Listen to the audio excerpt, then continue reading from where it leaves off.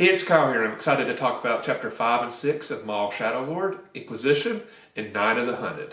As always, a quick warning first, this review will include spoilers. If you haven't watched the episodes yet, please go watch them and then come back and watch this review, because otherwise I will be spoiling some plot points for you. And with that warning out of the way, let's talk about Chapter 5 and 6 of Maul, Shadow Lord. Another two great episodes of the series. Like so far, I know we're only 6 episodes in, but I don't think we really have had a weak episode yet. They've all been really great. I think they've all made sense. They've advanced the storyline, had character development, some had some major events take place. The series is going awesome at the moment. Of course, I believe we only have 4 episodes left of this season, so they have a lot to wrap up. I'm kind of curious to see where this storyline will be at the end of the season, knowing that we are getting a second season. But I am very excited to see where this goes. And to me, that's a good mark of this week's episode's been really good. It's kept my excitement level up and even built it even a little bit more. I'm more excited for episodes 7 and 8 than I was for 5 and 6. And I think every week my excitement's been building and building, which is a great sign. And again, since these episodes came out same night, instead of trying to break them down individually, I'm just going to talk about some certain storyline and plot points that kind of go through both episodes and just kind of blend together. So I'm not going to break these down specifically by chapters 5 and 6, just overall what happened in these 2 episodes. So the first thing I really wanted to talk about was Two Boots and Lawson's wife, because I think you compare their reaction to the Empire compared to Lawson and his chief, and honestly the Jedi, and you definitely get the 2 perspectives of what people in the Star Wars galaxy have of the Empire when it's kind of new. You have the certain group that are, hey, the Empire is here to bring law and order, to bring us stability.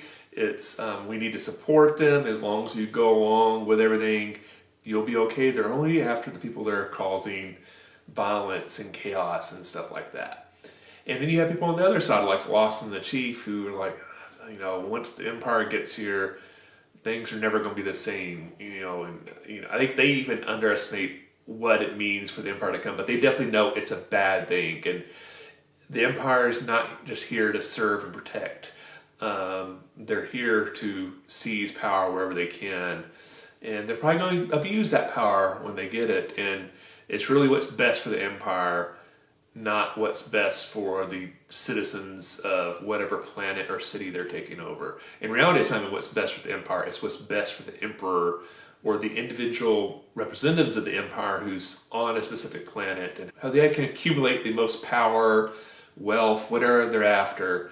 It's all about that, not what's best for society as a whole. So I'm very fascinated with how things are going with Two Boots. We get the Empire here at the beginning, and he's still very much towing the line. Lawson will completely understand what I did. He'll realize it's for the good. The Empire is giving us so much resources. We're going to be able to, confront this situation with Maul. We're going to bring stability back to Janix. Everything's going to be great.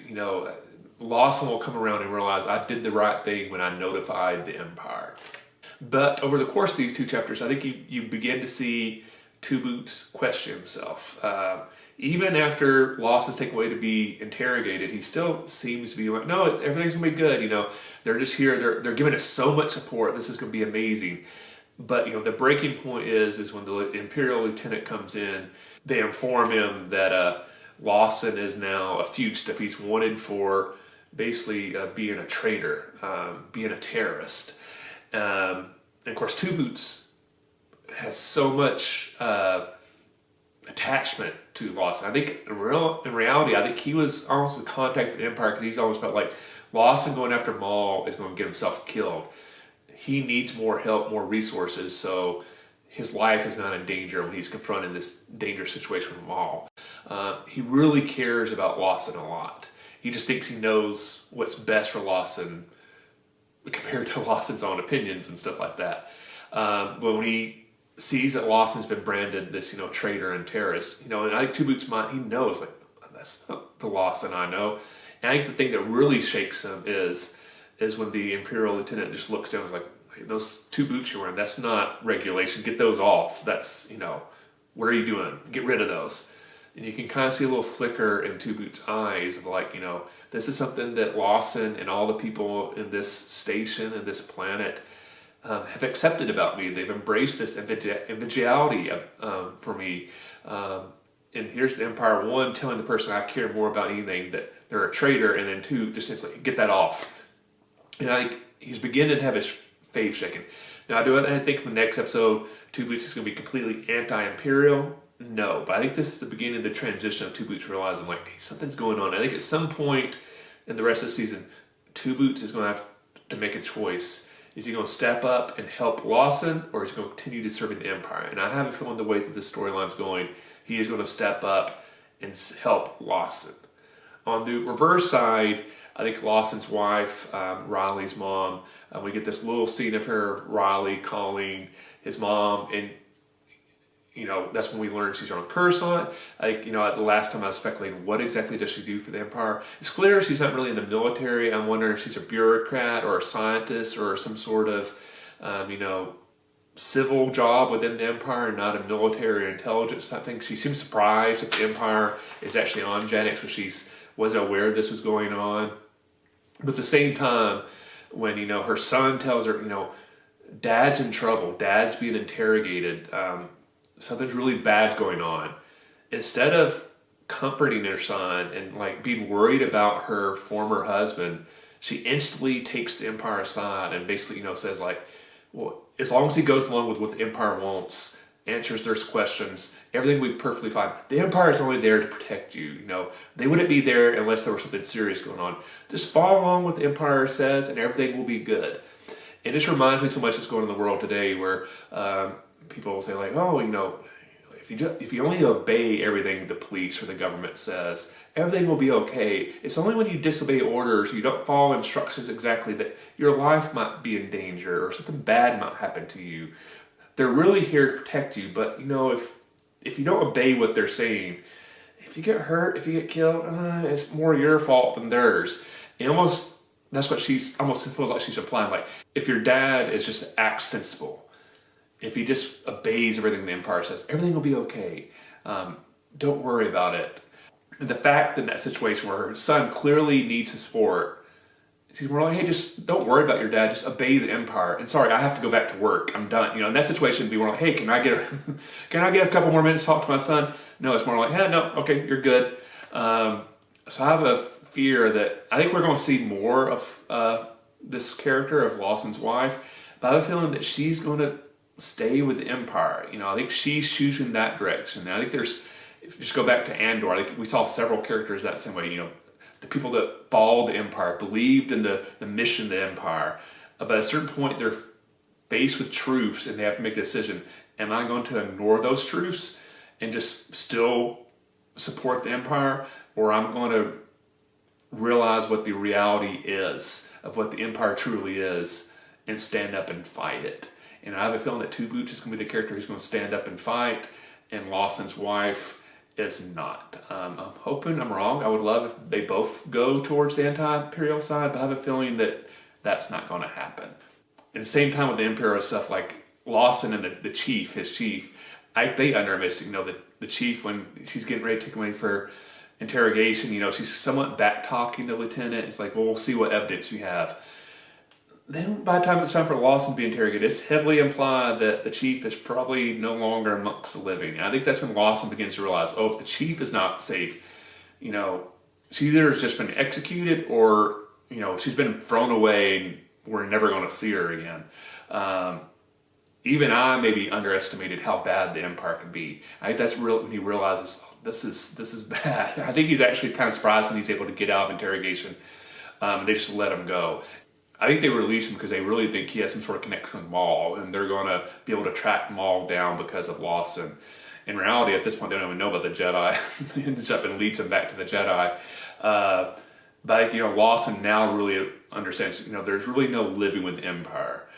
You just can't peacefully coexist with them, which I think what he was kind of somewhat hoping he'd be able to do.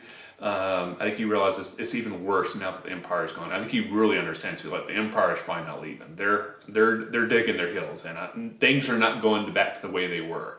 And I think that was his fear, but I think it's even worse than he was afraid of.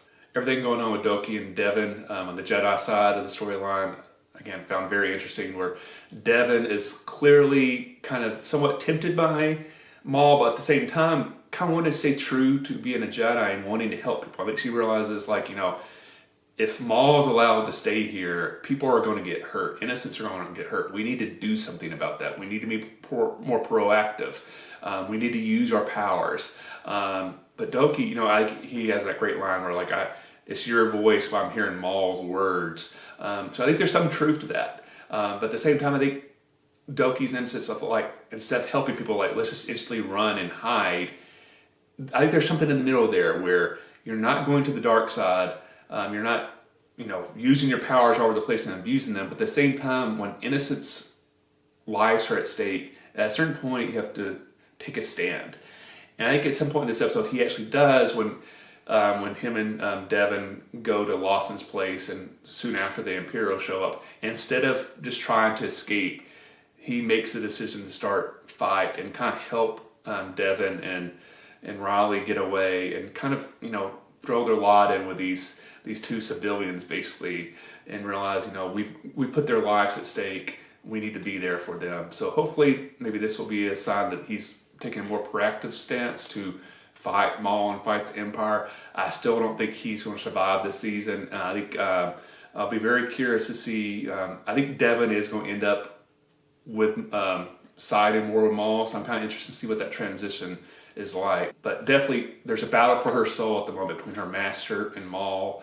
I have a feeling that she's going to go fully towards Maul, but maybe not. Maybe the fact that Riley's there, he'll be able to pull her back to the good side. So I'm kind of interested to see how that battle for her soul goes.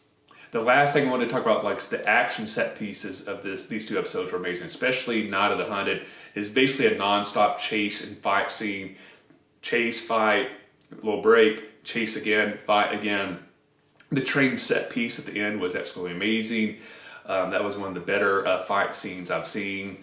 Morik, our Inquisitor that we got to know in Ahsoka, obviously at this point he's still with the living, we assume, but he's actually one of the more capable, I think, Inquisitors we've seen. He's a very skilled fighter.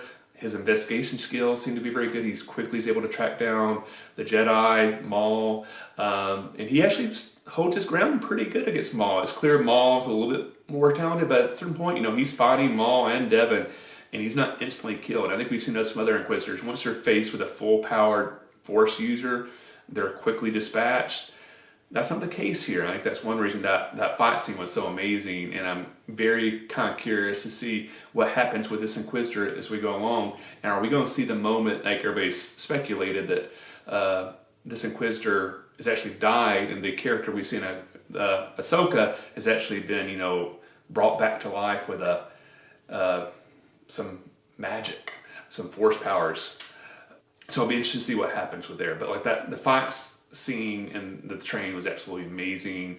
One of the better, to me, lightsaber duels we've had in animated. I don't think it's quite there with Ahsoka and Maul in the last season of Clone Wars, which to me is my favorite lightsaber fight in Star Wars animation, but it was pretty up there. It was a pretty epic fight. The last thing I wanted to touch on, because I'm just curious to see how it plays out, is very interested to see that they're starting to see a little bit of tension between Maul and his followers. Rook, and especially the Mandalorians, seem not to be a big fan that they're sticking around.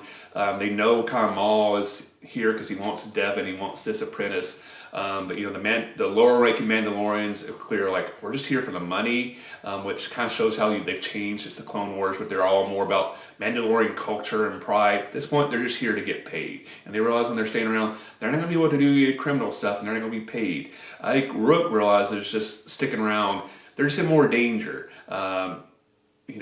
If they could get away from the Empire, they have a chance more to do what they want to do. I don't know if she's quite as concerned about money, but I think she's realized there's a bigger chance that Maul and everybody else in their group could get killed or captured if they stick around in a planet that's been completely occupied by the Empire. So I'm kind of curious to see where that goes. I think at some point we might see a little fighting amongst the Maul group. So I'm kind of curious to see how that plays along in the next couple of episodes. I think that might be maybe a big plot point in episodes 7 and 8. But those were my thoughts on chapters 5 and 6 of Maul Shadow Lord. Like I said, really loved these two episodes. really enjoying to see what they're doing with the Empire here, the fight scenes, and so much. I don't think I really expected this. This is really reminding me a lot of the themes that were brought up in Andor. They're continuing to play in here, and how citizens and deal with a fascist government. Which I wonder why those themes keep coming up on Star Wars now. I don't know. Who knows why that keeps on coming up. Let me know in the comment section below. What did you think of the latest chapters of Maul Shadow Lord? Did you enjoy them as much as I did? And I guess since I brought up lightsaber fights, what is your favorite lightsaber fight in a Star Wars animated show? Let me know in the comment section below. If you enjoyed this review, hit the like button. If you haven't, please subscribe to the channel. I really appreciate support. Thanks for watching. I'll see you next time, and may the Force be with you.